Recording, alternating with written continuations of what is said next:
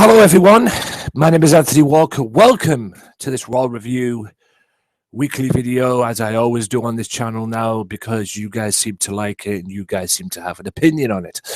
Thank you so much for tuning in, watching. This is the Raw Review from yesterday, which was October 26th. And in case you're wondering, ladies and gentlemen, yes, I am in my dressing gown. Well, I've got my dressing gown covered over me because it is absolutely freezing in my room. And it's not only freezing in my room, it is freezing where I'm living as well. Outside is not pretty at the moment. Dull, wet, miserable, cold, flipping heck. But that's the good old British weather for you, ladies and gentlemen. Good old-fashioned British weather. Anyway, enough of the weather. Let's get down to business. It is now for the Raw Review. And before I talk about anything else that was on Raw, let's talk about the main talking point around Raw, which was the Fatal 4-Way and everything that led towards the Fatal 4-Way. Raw kicked off this week with Triple H and Stephanie, although it wasn't a 20-minute promo, but they came out and basked in the glory of what was the Monday, the Hell in a Cell pay-per-view the previous night. And rightly so, because it was actually a good pay-per-view. If you want to check out my reviews in the description below. And it'll be up here somewhere, popping up somewhere like as a suggestion as well. So be sure to check that out. Over 2,000 views on that already, and it's only been a day or two. So cheers for that, guys. But yeah, they came out, basked in the glory, and then Seth Rollins came out. And they seemed to be proud. And Seth Rollins, for once, didn't come out and start bashing, say, oh, you can't do this, doing his old weasel way of trying to weasel his way out of another title match. He was actually proud of himself.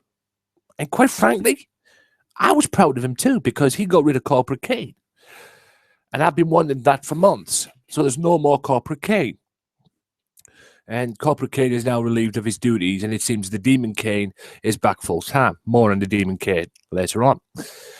But the Authority, Triple H and Stephanie, were proud of him. And that's rightly so. He beat Kane all by himself the other night, and, fair play to him. And then he decides to say that he's a Hall of Famer and all this, just gloats in his victory over Kane. But the minute he said he was a Hall of Famer, that didn't sit well with one Roman Reigns. And Roman Reigns comes out, and now he's got rid of Bray Wyatt and beaten the Bray Wyatt bug. He wants a shot at the World Championship, which is currently held by Seth Rollins. And Triple H said, fine, you can have it, only if you win the Fatal 4-Way later on in the evening. Which was started off on Raw, first match on Raw being Roman Reigns and Kofi Kingston. Winner goes to the Fatal 4-Way match. And a good match between the two. A great way to kick off Raw, I thought, as far as matches go, at least. Very good match. And Kofi, like I said, Kofi is the better member of the team, in my opinion. If there was one person you had to pick Kofi out of that team as the strong point, in my opinion. And he kept up with Roman Reigns, and they dominated most of the match from what I saw. That was until Big E Langston tried to get involved, and Roman Reigns set up for the Superman punch, and then Big E takes the Superman punch. Kofi goes for Trouble in Paradise, and then gets speared instead. And Roman is off to the match, the Fatal 4-Way match later on in the evening. Like I say, good way to kick off, man. Good way to kick off. And this is what they needed to do with Roman Reigns. I mean, whether you like Roman Reigns or you don't, I personally do. But I think would I prefer him to John Cena? That's another debate for another day. But you knew he was going to be the next man in line to face Seth Rollins. More on that Fatal 4-Way later. The next two matches, qualifying matches for the Fatal 4-Way, was Alberto Del Rio. I still can't believe he's back. The new US champion against Neville. Now, experience and wrestling ability proved to be the factor for Mr. Del Rio in this match. Neville tried to quicken things up and catch Mr. Del Rio off his game, but it didn't work. And a miscue from Del Rio was countered by a miscue by Neville because Del Rio tripped him up. He's hanging in the tree of woe, and then Del Rio hits a vicious double stomp, which in a way knocked Neville out, and Del Rio gets the victory. What's next for Neville? I really don't know what can be next for Neville, to be honest with you. I'll talk more about Del Rio later on. But what's next for Neville? I really don't know, to be honest. What could he do now? I mean, he's obviously done with the feud with Cosmic Wasteland. The six-man BS is over. I don't know. I don't know what we could do with Neville, or what I would do with Neville if I was booking. You know, or what WWE could do with him, to be honest. Never mind me. Anyway, speaking of six-man tags, one of the partners in that six-man tag from Neville, Cesaro, went one-on-one with Kevin Owens again. Now, Kevin Owens proved something to me in this match. Not that he hasn't proved anything in the past, but Cesaro dominated this match. He really did. He took it to Kevin. But Kevin Owens used his brain. Excuse me. Like I was saying, Kevin Owens used his brain and outsmarted Cesaro. He lured him into a trap. He was on the ropes, lured him into a trap, super kick, pop-up powerbomb. That's a wrap. I mean, fair play to Kevin. Cesaro, he should be competing for the World Championship. I mean, he had a great outing in the six-man tag at Hell in a Cell. He's had great outings in the past. He's had incredible matches on Raw with John Cena. Yes, I said that. He's had incredible matches, and he has done well for himself as a singles wrestler since his unfortunate injury of his tag team partner, Tyson Kidd. So, and he's done well for himself because, you know, Tyson injury, this gave him the ball to go, I'm going to prove myself as a singles wrestler. And he's done that. And full credit to him for doing it. And I've always liked Cesaro since Ring of Honor when he was called, you know, Claudio Castagnoli to any Ring of Honor fans watching this. But yeah, I mean, he was just great. And he really should be competing for a championship. I would like to see him and Del Rio go at it for the US title. That'll be good. Anyway, I'll come to the field. One more match before I do that. Big E Langston and Dolph Ziggler, which had a guest at ringside in the form of Tyler Breeze and his new girlfriend, Summer Rae. Now, from what I saw, Tyler never got involved. And Big E dominated Ziggler. But again, it only takes one mistake. And Dolph capitalized on it. And that's why he is the show-off. And that's why he's probably one of the best wrestlers in the company. Because he did that. And one mistake cost Mr. Langston. And Dolph went on to the fatal four-way match. You know, what's next for Big E? I mean, he's a tag team champion. I mean, him and Kofi have got nothing to lose. They are tag team champions. And Kofi tried to do his best Xavier Woods impersonation on the outside. Not as good as Xavier Woods, I might add. You know, in terms of loudness, Xavier Woods wins in that respect, trust me. But Kofi and Big E are a great team together. I just don't like this gimmick they've got, to be honest. But hey, it's successful for them because they are the tag team champions. Who would be next to challenge them for the tag team titles? I really couldn't tell you, to be honest. It seems more likely it may be the Dudley Boyz again. I don't know. That's my theory on it. It is ridiculous, no doubt. Just my view. And it's ridiculous the fact that the Dudley Boyz are not the 10-time World Tag Team Champions. They've had 3 goals of it, 2 they won by DQ. And credit to New Day, the 3rd one they lost cleanly. And at the end of the day, it's not New Day's fault. It's just WWE booking. And yes, I know the Dudleys were brought in to help the younger talent in the tag team division, but you know, it doesn't make sense. They should have gave them their 10th tag team title, in my opinion. Speaking of the Dudleys, they teamed up with Ryback against Rusev and Sheamus and Wade Barrett. And now this match, Ryback and I don't care what anyone says, Ryback and the Dudleys had this match won, but one mistake allowed Wade Barrett to capitalize, grab a tights, and get the victory. They stole the victory.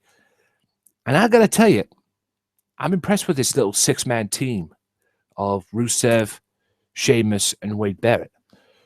Wade Barrett and Sheamus are a tag team because, you know, apparently Wade Barrett, according to many dirt sheets, wanted to be a tag team. You know, it's really a thing. I believe they could be tag team champions. I mean, Sheamus is already Mr. Money in the Bank. But, you know, have they got that tag team, you know, chemistry in there? It seems they have, but they haven't had, you know, they haven't been tested.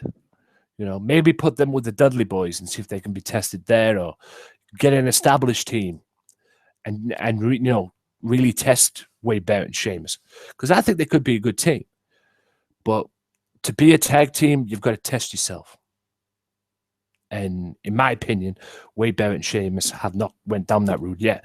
But whatever they're doing in the 6-man tag, the 6-man they are doing with Rusev seems to be working. And hey, fair play to them. What could be next? I don't know. Maybe they'll be a team like New Day. You know, I wouldn't mind that.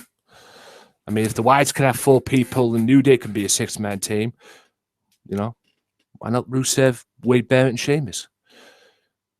You know, something to think about, man. But I'm very impressed. I have to admit, I'm very impressed with the 6-man team of Wade Barrett, Sheamus, and Rusev. What's next for the Dudleys? I really don't know, to be honest. I thought they'd be 10-time World Tag Team Champions, like I said, but, you know, WWE made them look like fools, in my opinion. Right. Let's see if I've missed anything out before I get to the Fatal 4-Way. I've done Kevin Owens, Cesaro. Oh, yeah, I'll get this out the way. Titus O'Neil talks about Susan G. Komen and thanks to WWE Universe for supporting Susan G. Komen, you know, with the Rise Above Cancer, hashtag Rise Above Cancer. I don't mind this on Raw. You know, I don't mind WWE doing this. You know, it's neither here or there. I mean, do you want to see something like this on Raw? You know, them talk about this on Raw? No, because it's supposed to be a wrestling program, but I know many people are not going to like seeing this on Raw, or many people will, and many people like the cause.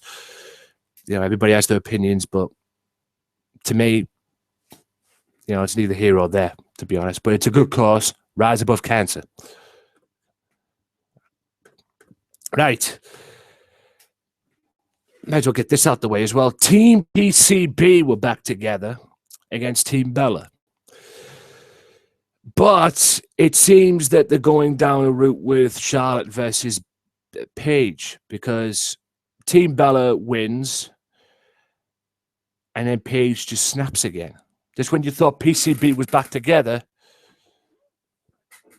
Paige snaps and turns on Charlotte and Becky and starts beating them up.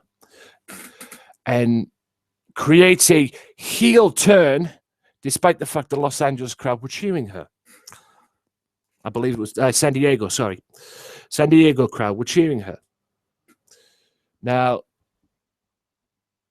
I don't know what people have against them, Charlotte. I'm a fan of Charlotte because she's a wrestler. So is Becky. And in a way, so is Paige. But, yeah, I didn't like that bit. And this thing, look, I love this Divas Revolution. I love the fact that Charlotte's the women's champion or Divas champion, and that. But I'm starting to lose faith in this Divas Revolution because all it is, you know, these 6-person, 6 diva matches that they're having are starting to bore me. You've got to shake things up a little bit more now. You know, you can't push these divas in 6 men or 6 teams or 6 diva matches. You know, create some competition. If you want to keep Becky and Charlotte together, fine. Do that. Keep them together. Get Sasha Banks to turn face. Bring Bayley up and create the 4 horsewoman. That's the only stable you need, quite frankly. Not Team Bella or Team Douchey or, you know, Team this or Team that or PCB. You know, if you want an established group, create the 4 horsewomen. Allow Bayley to come up. Allow Sasha to turn babyface. Quite frankly, have all 4 of them turn heel. And have the evolution of the women's division, the 4 horsewomen, and have them run riot and put people over, and do what the old, you know, do what the old 4 horsemen used to do back in the day, because that would bring some credibility to the Divas division. You know, these 6-man matches that they're having, man, it's like watching Freebirds back in the day, but very bad. You know, it needs to stop. Create some competition. If you want, like I say, if you want to keep Charlotte and Becky together, fine. Like I say, create that for the Divas division. But, you know, you got to mix it up a little bit now. I'm sick of these 6-person Divas matches. If I see another 6 Diva tag match, man, I'm going to puke. Man, I really am. It's you know, I love the Divas Revolution, but it's time to change. It's got to change now. You've had your fun with it. Let's change a bit. Keep it fresh. Keep it interesting. Because at the moment right now, as much as I hate to say it, I'm losing interest. I'm not losing interest in the fact that Charlotte is the champion. I'm not losing interest in Becky or Paige, despite the fact what she's done. But, you know, things have got to be shaken up around here. And we all know it's going to be Paige and Charlotte at Survivor Series, I would imagine.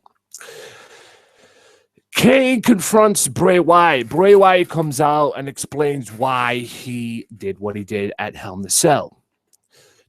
You know, the Wyatt family attacking The Undertaker, destroying The Undertaker, and, you know, carrying him out like if he was on a cross like Jesus Christ. Apparently, he wants to be revamped. And the only way he can do that is taking the soul of The Undertaker, which didn't sit well with one Demon Kane. And Demon Kane comes out and looks for revenge. But he gets the exact same doing as The Undertaker did. Now, man like me, 25 years of The Undertaker, November 22nd at the Survivor Series. And I've got some Undertaker videos coming soon to this channel as well during this November month leading into the Survivor Series to celebrate the dead man's legacy.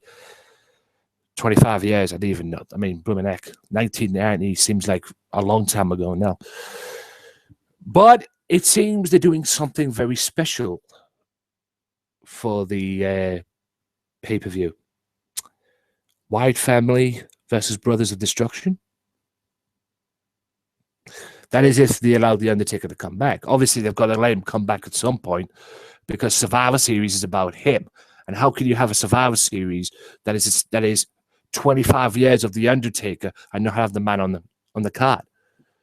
Yes, he's probably still feeling the effects of what happened, and you'll probably still feel the effects of what happened at Hell in a Cell.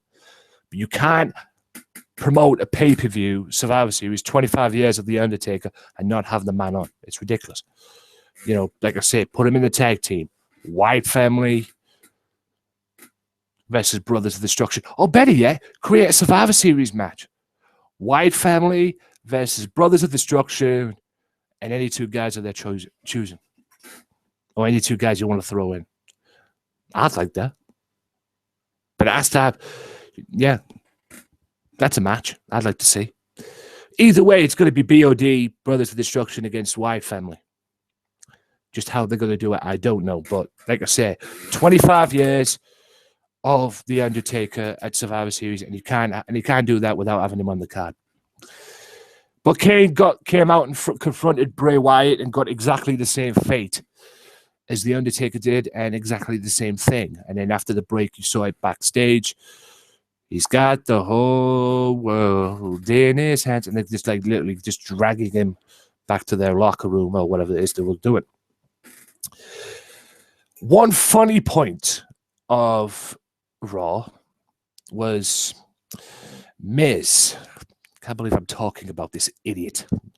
The Lady Gaga of the WWE. Miz playing WWE 2K16. As of right now, that game is out now in America. I don't think it's out here in the UK until Friday, which I will be getting. No matter what, I will be getting it. But like I say, it's not out till Friday in the UK, and Miz was playing it backstage. He was playing the Stone Cold Steve Austin 2K showcase. And he beat The Rock, which I believe was at WrestleMania 17 showcase. And he goes, that's the bottom line because Stone Cold said so. Austin 360 says, I just whipped your ass. But the problem was he wasn't saying it. He looks around, Stone Cold's there. And obviously it was a way to promote the game, the video game, despite the fact that they all crapped themselves when Stone Cold arrived. I mean, they're all having fun, cheering the Miz on and everything, and then and then Stone Cold pops in out of nowhere, and they're all like, "Oh shit!" That was just great. It's always great to see Stone Cold back. As far as Raw's concerned, I'm going to give it a 7 out of 10. I had no issues with it, no critiques with it. You guys might have your critiques about it and what it was about, but you know, it wasn't awesome, but it wasn't bad either. You know, it was in the middle, and it was strong after probably an epic night in Hell in a Cell. So I would probably give it a 6. No, you know what? To be a little fair, I'll give it a 6. Last week's was better, no doubt, but I'll give it a 6 out of 10.